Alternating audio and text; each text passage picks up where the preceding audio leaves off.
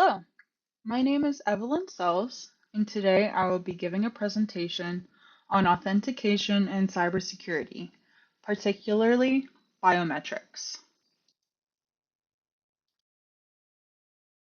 What are biometrics? Biometrics are unique biological characteristics that can be used to verify one's identity. Examples of biometrics include fingerprint scanners, facial recognition, voice patterns, iris scans, and many others. Why are biometrics used?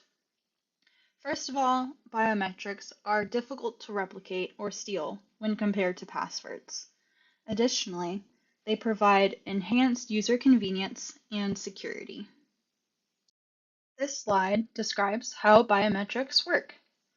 The first step is called enrollment. It consists of three sub-steps, the first of which is capture, where a biometric scanner captures the unique trait. The second sub-step is feature extraction, where the system analyzes the trait to identify key features.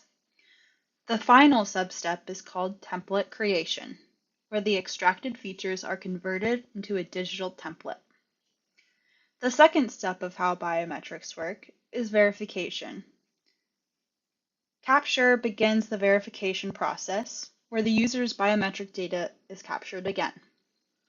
Next is comparison, where the new data is compared against the stored digital template. Finally, matching. If the match score exceeds a certain threshold, access is granted to the user. The core technologies of biometrics consist of both hardware and software. Biometric hardware includes the fingerprint sensors, cameras, iris scanners, and other physical technologies. The software consists of machine learning for feature extraction and template matching, as well as encryption to prevent any biometric data from being stolen.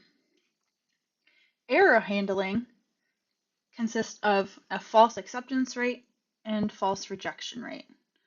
The false acceptance rate, or FAR, occurs when unauthorized users gain access.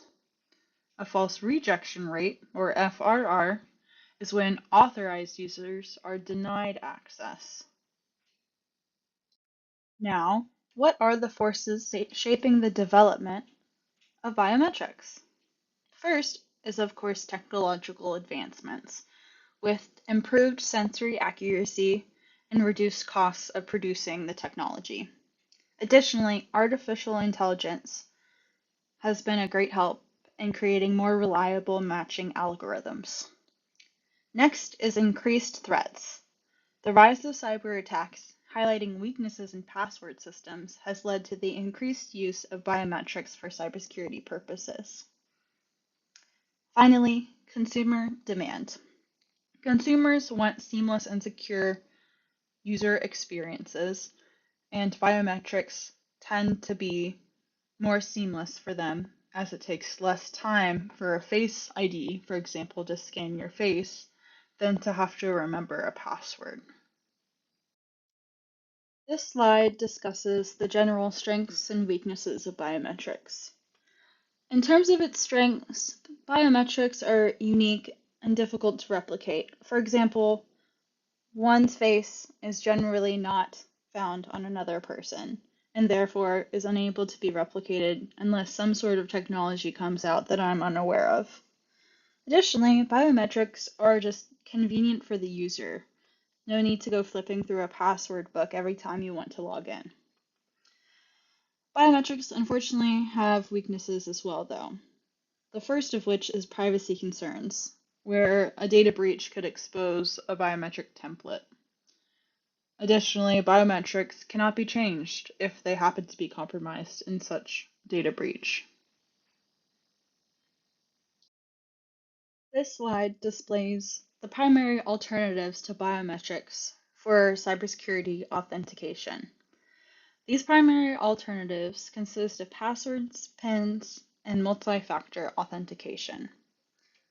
Passwords and PINs are the traditional method of authentication, but in recent years have become more and more vulnerable to phishing and brute force attacks. Passwords and PINs also happen to be something that a user has to remember or write down. The second alternative to biometrics is multi-factor authentication, which is actually a combination of biometrics with a password or a token for enhanced security. This slide displays the four most common products that apply biometric technology. The first, and probably the most popular and well-known, is Apple Face ID, which uses facial recognition through the camera on the Apple product for unlocking devices and authorizing transactions, such as those done by Apple Pay. Next is Windows Hello, which uses a multimodal biometric authentication.